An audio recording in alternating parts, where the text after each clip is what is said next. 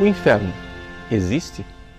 Bom, essa pergunta que pode parecer trivial para um católico praticante, crente, tornou-se um verdadeiro questionamento nos últimos tempos, questionamento feito por teólogos e por muitos pregadores que acham que não é oportuno se falar de inferno.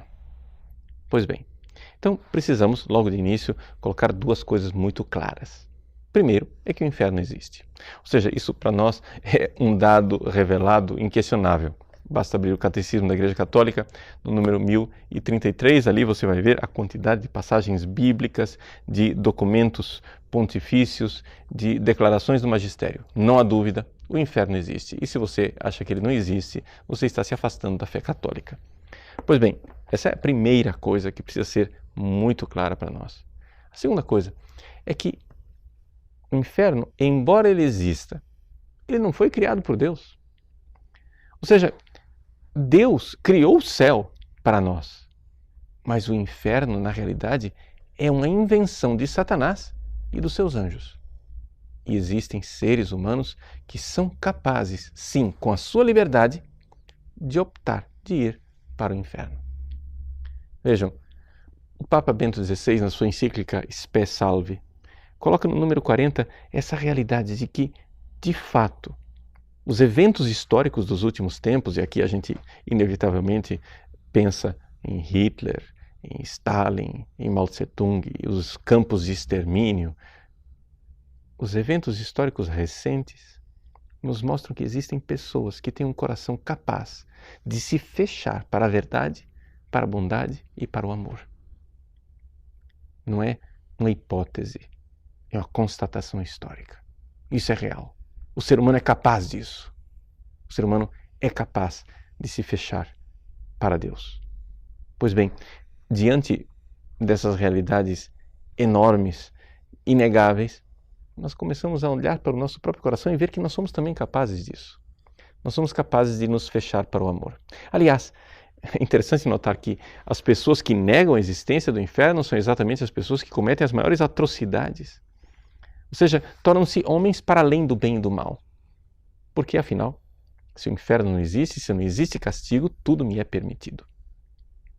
Então, o Papa Bento XVI cita o protesto de Dostoiévski nos Irmãos Karamazov, em que ele diz: como é possível que depois no céu, vítimas e algozes sentem à mesma mesa para desfrutar do banquete celeste? Como é possível que Deus agora passe uma esponja e apague tudo o que aconteceu na história? Ou seja, um carnífice que matou milhões de pessoas estará lá no céu, na glória eterna, na felicidade, junto com as vítimas que ele mesmo matou. Ora, isso seria dizer que esta vida, que esta existência não é séria, que esta vida é só uma brincadeira e que, no fim, Deus tem uma profunda indiferença diante disso tudo.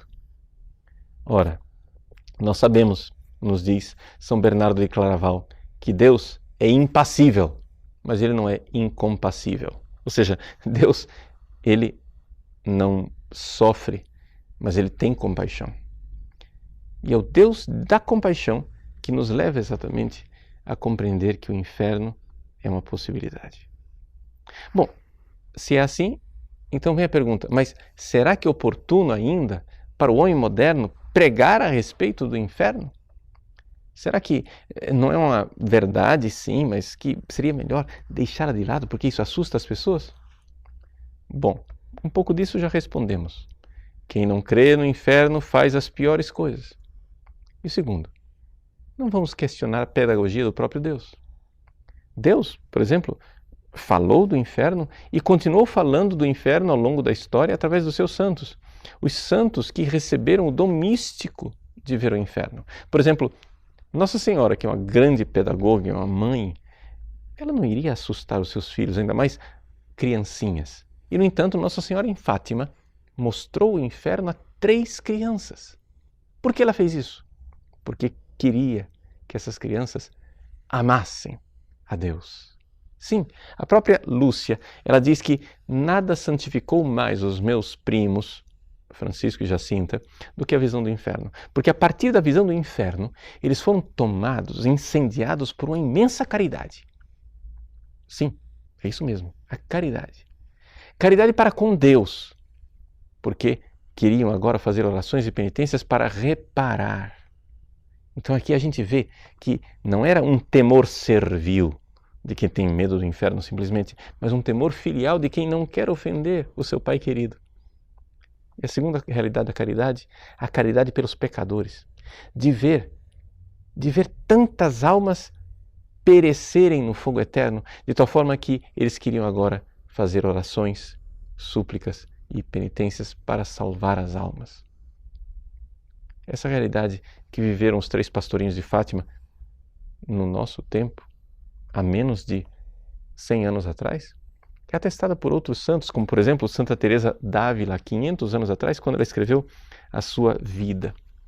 No capítulo 32, ela recorda que ela teve a graça de ver o inferno. Sim, é isso mesmo, a graça.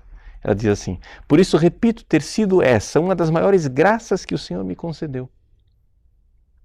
Embora ela, ao narrar a sua visão do inferno, diga que 6 anos passados, ao recordar aquela realidade, ela ainda sofria física e espiritualmente, ela fala do grande amor, o amor para com Deus, que surge a partir dessa visão do inferno, de não querer perder este amor de Deus, e o amor para com as almas, de querer dar 1000 vidas, se preciso fosse, para que ninguém padecesse, nenhuma alma sequer se perdesse no fogo eterno. Então, aqui nós vemos a grandeza de uma Santa Teresa e de tantos santos que viveram e vivem num serviço a Deus constante, onde a caridade é a razão que os leva a falar de inferno. Nos nossos tempos, um teólogo chamado Hans Urs von Balthasar aventou uma hipótese de que, sim, tudo bem, o inferno existe, mas o inferno é somente uma possibilidade. Que, na realidade, os verdadeiros cristãos precisariam ter a esperança de que ninguém fosse ao inferno. Bom, nós devemos dizer que, na realidade, se nós vamos falar de hipótese, nós temos que falar de hipóteses baseadas no mundo real. E a tradição da Igreja nos fala claramente de que é verdade, existem pessoas que já foram condenadas ao inferno. E que o inferno, portanto, não é um lugar vazio, não é uma hipótese. Em primeiro lugar, porque Satanás e os seus anjos estão lá. E em segundo lugar, porque os evangelhos nos falam com toda clareza dessa realidade da condenação. Veja, por exemplo, no Concílio Vaticano II, quando em aula conciliar se pôs a discussão da realidade do inferno, um dos padres pediu à comissão que colocasse uma declaração de que, de fato, algumas pessoas foram condenadas ao inferno. E a resposta da comissão, portanto, a interpretação oficial do Vaticano II, é que isso não era necessário. Por quê? Porque isso se deduzia das palavras de Nosso Senhor, que dizia: irão para o fogo eterno. E essa afirmação taxativa de Cristo diz e supõe que alguém irá. Pois bem, aqui nós vemos o quanto a Igreja, mãe e mestra, quer que nós estejamos arraigados na sua doutrina. E nós, pregadores, devemos falar, sim, do inferno, não porque queremos fazer terrorismo espiritual, mas exatamente o contrário. Porque o amor não pode ser levado a sério se nós não tivermos uma verdadeira repulsa da possibilidade de nós virarmos as costas para o amor e fazermos do egoísmo um projeto de vida.